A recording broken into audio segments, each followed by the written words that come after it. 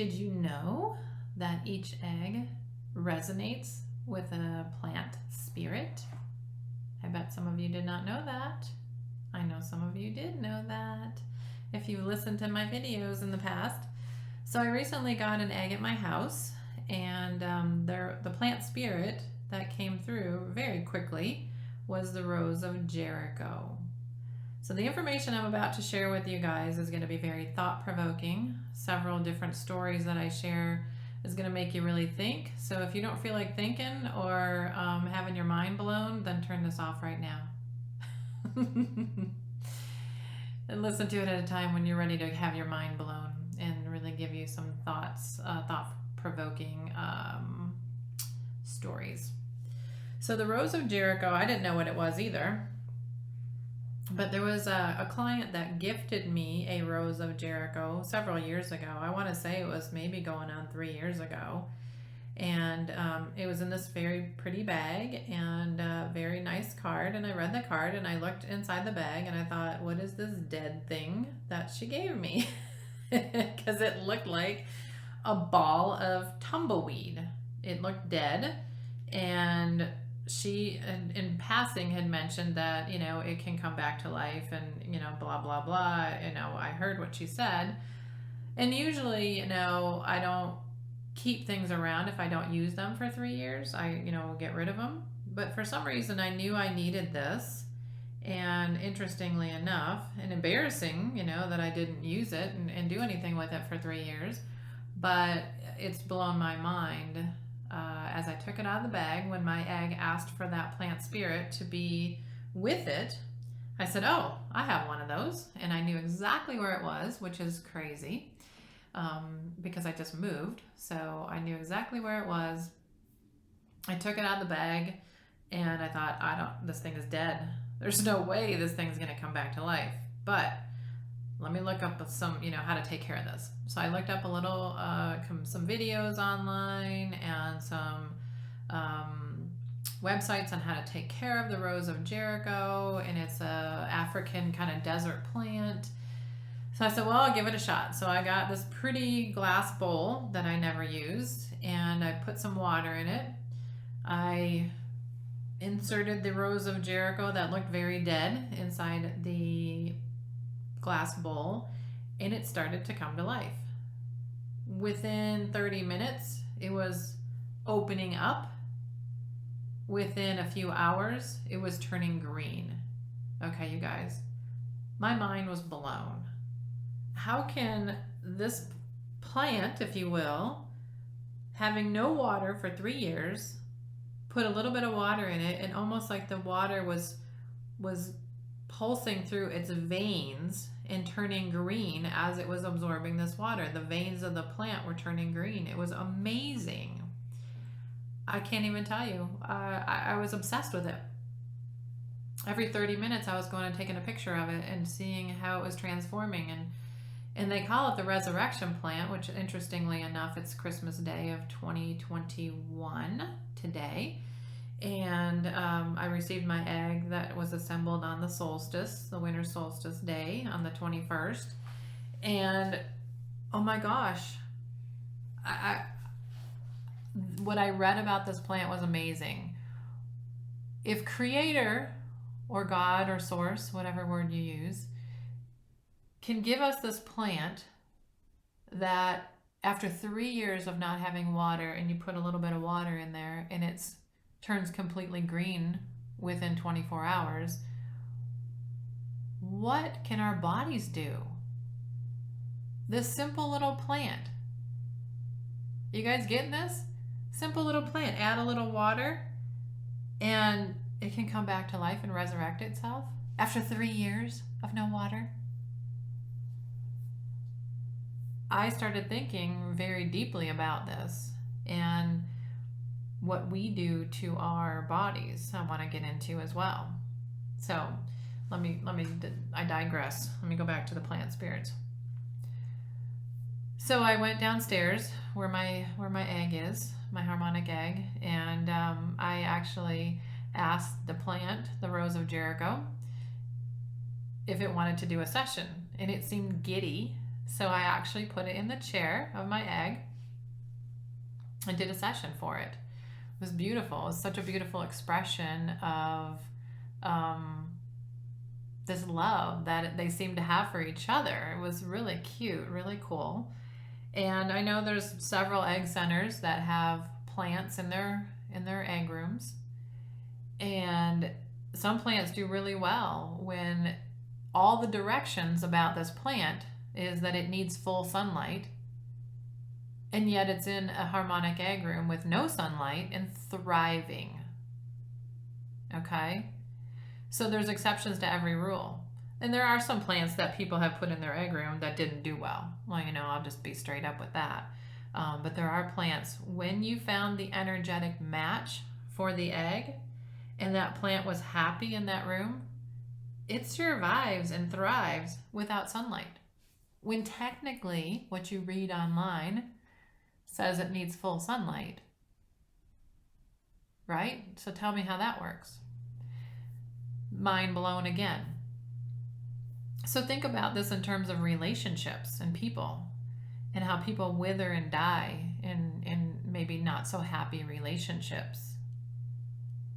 Okay?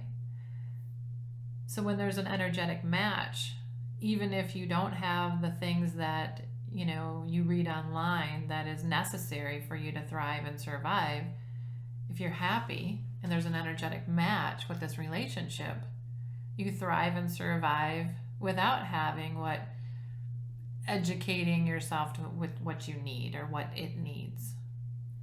I have an aunt and uncle, Aunt Alice and Uncle Mike. I think they were married for 60 years or more. Just a beautiful couple. And I used to talk to my Aunt Alice, even when she was in her 90s. I'd get off the phone with her and you'd think you'd just talk to your best friend who's, 30, 40 years old. She was pretty amazing. And I used to ask her questions, how do you stay so healthy? And her trick was cod liver oil. And I remember I never saw her eat any beef. I saw her eat chicken. So I wonder if that had anything to do with it. She had a very simple diet. But I remember asking her too, if their relationship has been perfect, and she's like, oh, every relationship has challenges. And I asked her when she fell in love with Uncle Mike. And she said, I think it was 39 DeSoto. She said, when he pulled up to pick me up in that 39 DeSoto, I fell in love with him. And I don't remember them being, unhealthy, if you will. Uncle Mike, I think he had high blood pressure. He ended up, later in life in a nursing home, and Aunt Alice never really had a driver's license, so they were just always together, and he drove her everywhere. And I remember at the farm, they owned a farm, and she would hop on the tractor and do things around the farm, and if it ran out of gas, she just yelled for Uncle Mike to come put some more gas in it, and he'd come a-running. And they just seemed to have a really healthy, energetically matched relationship. And even when Aunt Alice passed away, I think she realized Uncle Mike wasn't coming back home. He was going to be in the nursing home, and she wasn't able to take care of him, and he was in his probably late 80s. She was in her 90s because she was 5 years older than he was, which was a scandal back in the day, right? She just laid out a dress that she, I think, maybe wanted to wear for her funeral, and just laid down and died. And it was also curious that she did this at a time when I was able to attend her funeral. So it was interesting because I lived in Texas and she lived in Michigan. So it seemed like she maybe planned this. It was pretty cool. But she was always a really cool lady. And when the paramedics came, they said, oh, where are all the meds she's taking? And her son said she didn't take any meds. No, show us all the meds she was taking, because she's in her 90s and they think that she should be on 20 prescription drugs, right? And she didn't take meds. They said, no, she just doesn't have any meds. She didn't take meds. No, where are her meds? She doesn't have any meds. They could not compute that this 90-year-old woman, is here, passed away, and she didn't take drugs. It's pretty cool. She was one of my people that I really looked up to. We would have discussions about UFOs and aliens and Art Bell and things like that. She was just really cool. So I digress again. You guys know me. You guys know me. So, energetically, their relationship was good, and I just really don't remember them being sick. And so it's just something to think about. And when we look at the Rose of Jericho and being the resurrection plant, and we think about our bodies, and we think about the simple thing that this little plant needs, just a little bit of water to resurrect itself, I think we've overeducated ourselves so much that we don't go back to the basics of our own bodies and how to take care of our own bodies. I really think that we need to find what our own bodies require for healing. I know it's not going to be just a tiny bit of water to resurrect, but if this simple little tiny plant knows exactly what it needs to come back after 3 years of no water, why can't we listen to our own bodies and figure out what it is that we need to come back to health instantly? Look, within 4 hours, this plant was green. How is this even possible? It didn't compute in my overeducated mind, the simplicity of this plant coming back so vibrantly and so quickly. We can do this. Our bodies can heal immediately. But I think in our brains, we're blocking the healing because we've completely overeducated ourselves. And we need to go back to basics and the simplicity of it. The other cute thing about this plant, if it finds some water, it will put its roots down, but the roots are never really so deep into the earth that it can't just pack up and blow away. So I found it to be interesting that my egg, my harmonic egg, chose this as its plant spirit, because I find myself very often, well, I'm done here, pack up my roots and just blow to the next place that is calling me. And that's what the Rose of Jericho can do. It can just say, oh, there's no more water here. I'm just going to curl up my roots, curl up my body, and blow like a tumbleweed until I find water somewhere else. And then I'll set my roots back down. It was pretty cool. This plant really got me. It really has fascinated me. So I would kind of ask all you guys to just check it out. And I'm sure Tracy will put some really cool video or really cool pictures in this video for you to see it. We really need to just listen to our bodies and find what it is that our body needs, like the Rose of Jericho, just a little bit of water to just come back and be vibrant and thrive and survive. And that brought me to another thought, because I do this deep thinking and I overthink things a lot, just like we all do, because we're human. So I move into a new house and I'm being super careful because I have a septic, right? I'm like, oh, septic, you can't put any chemicals in there. Be careful what you put down the drain, blah, blah, blah, blah, blah, blah, right? Well, then I started thinking, if I was so obsessed about what I'm going to put in my septic tank, maybe I should have a little more obsession about what I put in my own body and put down my own drain to put in my septic, if you will, my stomach, put in my drain.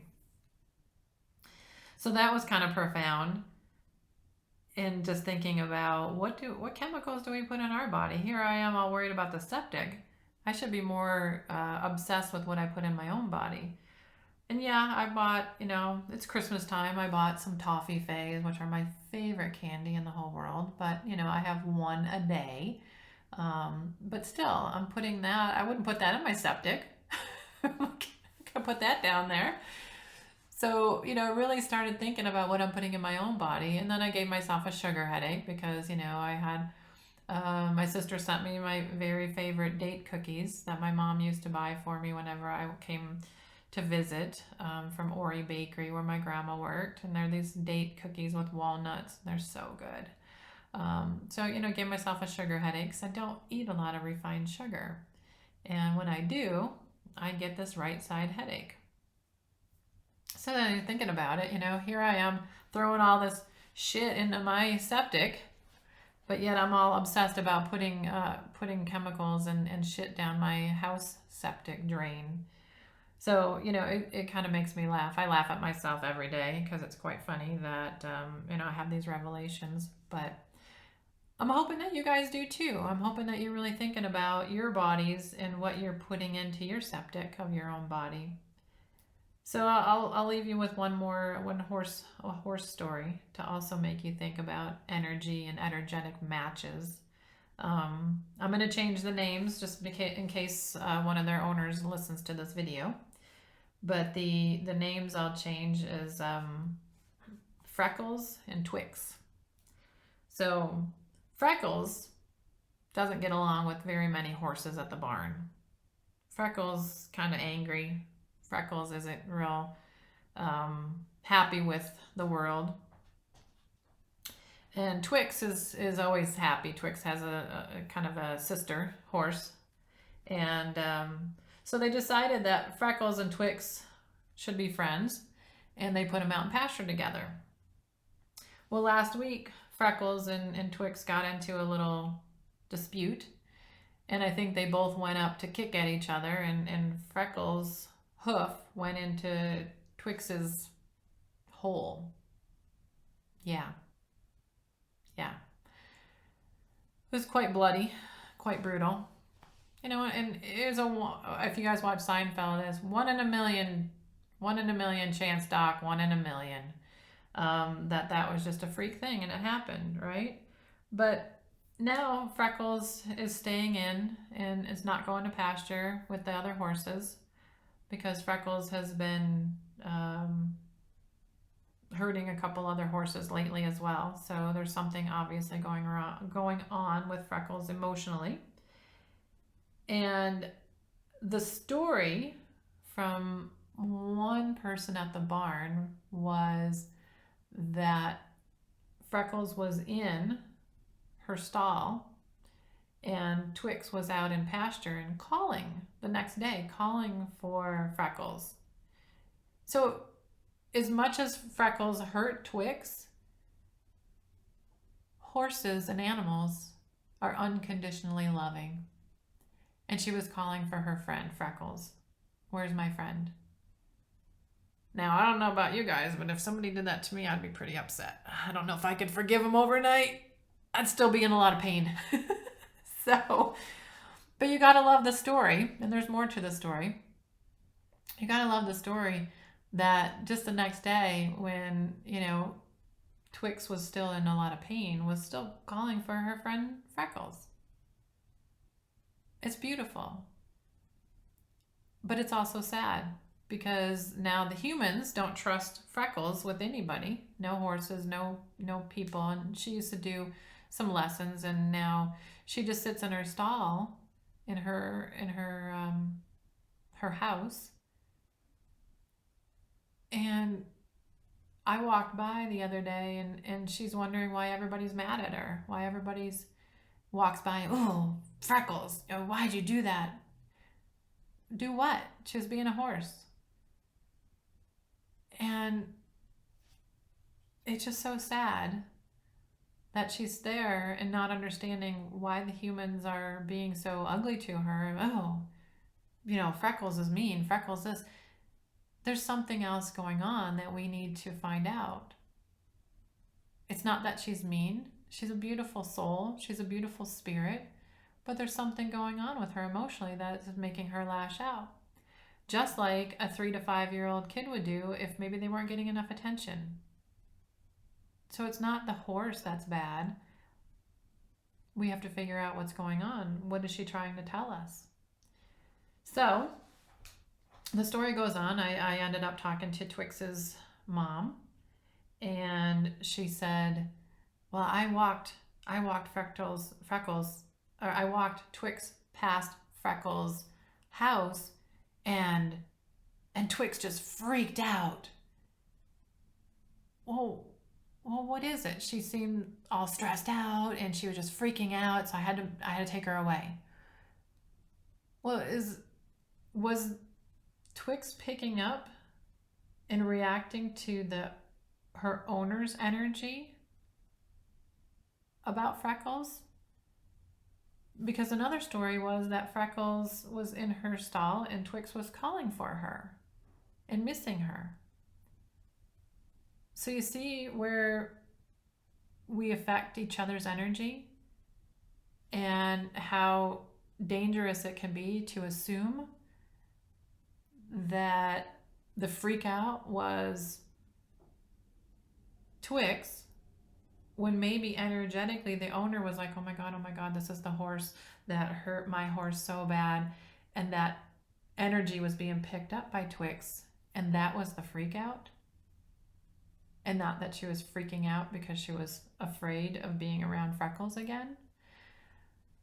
So I'm hoping that really makes you guys think, thinking about the plant spirits for the harmonic eggs and how plants can survive and if there's an energetic match, even if they don't have sun, or how plants can resurrect themselves when just a little bit of water is added and boom, they're healed, if you will, and how we can relate that to our human body with the foods that we put in to our body, and how relationships, even if we don't have the best environment in our relationship, if we're happy, can we thrive and survive even without things that we might need, quote unquote, by us, educating ourselves so much. We think we need certain things. So I'll leave you guys with this one last story from Wayne Dyer, because this is something that it just popped into my head. So Wayne Dyer's walking along a beach, and if you guys have listened to any of his tapes or CDs or podcasts, I'm sure they're all recorded on podcasts now, or read his books, he tells this story, and I may tell it wrong, but you'll get the point. So he was walking along the beach in New Jersey, and a couple walk up to him, and they say, hey, what are the people like here? And Wayne Dyer says, well, what are the people like where you came from? Oh, the people said, oh, well, we came from California and people are rude and they just weren't nice. They weren't nice, and they're just so busy in their own life, and they're just not, they're not friendly or nice. And he said, well, the people are the same here. And I just got a kick out of that, because people will attract the vibration of what they expect. And so if you expect something to be, then it will be. And Wayne Dyer had also said, when you change the way you see things, the things you see will change. So if you're expecting people to be rude to you, and that's what you'll probably attract more of that. But if you raise your vibration and you spend more time in love and gratitude, you'll be surprised at how your life changes and how the magic comes back, if you ever lost it. I don't lose my magic. My magic's always here. I have bad hours. I never have bad days. I love my life. It's so magical. It's the reality that I've created. What reality are you going to create for yourself? Happy New Year, you guys. Make 2022 the best year ever. I love you all.